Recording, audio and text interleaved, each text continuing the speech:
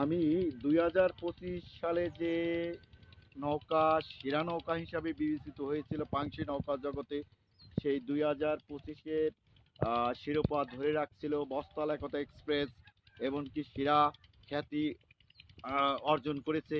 এই ২০২৫ সালকে বিদায় জানাতে এমনকি ২০২৬-এর পদার্পণ করবে আর কি মাত্র কয়েকদিন পরেই। সেই পদার্পণে আমি আপনাদের এই বস্তাল একতা এক্সপ্রেসের জন্য দোয়া প্রার্থী, যেন এই শিরোপাটা যেন ধরে রাখতে পারে ২০২৬ সালে। এতটুকু আমি জানিয়ে রাখি আপনাদের দর্শক, এই প্রিয় নৌকা আমার এমনকি আপনাদের পাবনাবাসীর, এমনকি এই বাংলার ঐতিহ্য যাতে টিকিয়ে থাকতে পারে সেই আশা ব্যর্থ করি, এমনকি দোয়া কামনা করি। এমনকি আপনারাও এই নৌকার জন্য দোয়া করবেন যে ২০২৬ সালে যেন ভালো কিছু করে দেখাতে পারে, এমনকি শিরোপাটা যেন ধরে রাখতে পারে। আজ এতটুকু দর্শক আপনাদের জানিয়ে রাখি।